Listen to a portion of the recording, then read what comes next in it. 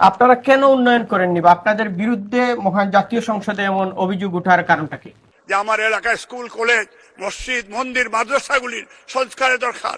একটা মসজিদও ভালো মসজিদের এই একটা এখন পর্যন্ত ভালো মসজিদ আমাদের এলাকায় নাই, বিকজ গরিব এলাকা।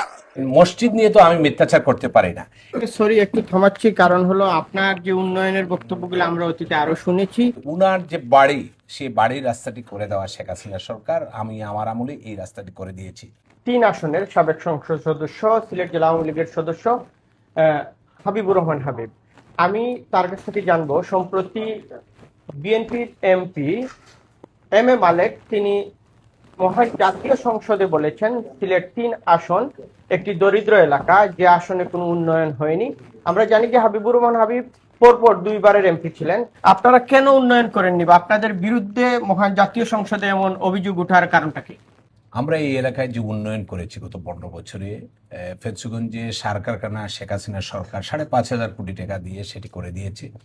এই সিলেট 3 নির্বাচনী এলাকায় 550 মেগাওয়াট বিদ্যুৎ উৎপাদন হয়, সেটি শেখ হাসিনা সরকার করে দিয়েছেন। এখানে আমরা এমন কোনো ব্রিজ নেই যে ব্রিজগুলো আমরা করিনি। বালাগঞ্জে সবচেয়ে বড় প্রয়োজন যেটি ছিল বড়বাঙ্গা ব্রিজ, সেটি এখন দৃশ্যমান।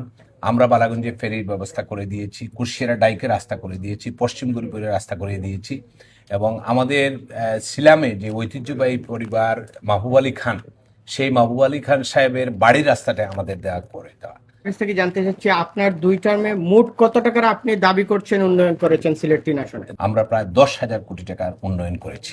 তাহলে কি আপনার দাবি বিএনপির এমপি মহান জাতীয় সংসদে দাঁড়িয়ে সত্য বলেননি?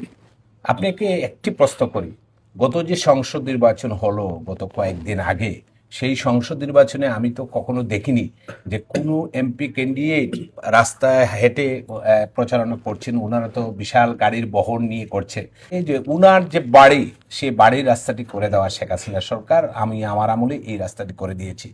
ওনার যে ইউনিয়ন, তেতলি ইউনিয়নে আমরা প্রত্যেকটি রাস্তা করে দিয়েছি। আপনাকে সরি, একটু থামাচ্ছি, কারণ হলো আপনার যে উন্নয়নের বক্তব্যগুলো আমরা অতীতে আরো শুনেছি। আমি জানতে চাচ্ছি, আপনি দাবি করছেন সিলেট 3 আসন ধনী এলাকা, আর উনি বলছেন অতি দরিদ্র একটি ভালো মসজিদও নাই। এই বক্তব্যকে আপনি কিভাবে দেখছেন? দেখেন, মসজিদ নিয়ে তো আমি মিথ্যাচার করতে পারি না। এটি 3টি দৃষ্টিনন্দন মসজিদ আমাদের সরকার করে দিয়েছে। লালাবাজারে আমাদের প্রয়াত অর্থমন্ত্রী এম এ মুহিত সাহেবকে আমি নিয়ে এসেছিলাম। উনি তখন 2 কোটি টাকা বরাদ্দ করেছিলেন, একটি দৃষ্টিনন্দন মসজিদ করে দিয়েছিলেন। আমি গত 2 বছরে আমাদের মসজিদ মন্দিরের একটি প্রকল্প ছিল, সেখান থেকে আমি প্রায় 12.5 কোটি টাকা আমরা মসজিদে দিয়েছি। আমরা ফেঞ্চুগঞ্জে একটি দৃষ্টিনন্দন নান্দনিক মন্দির করে দিয়েছি। আমার মনে হয় যেটা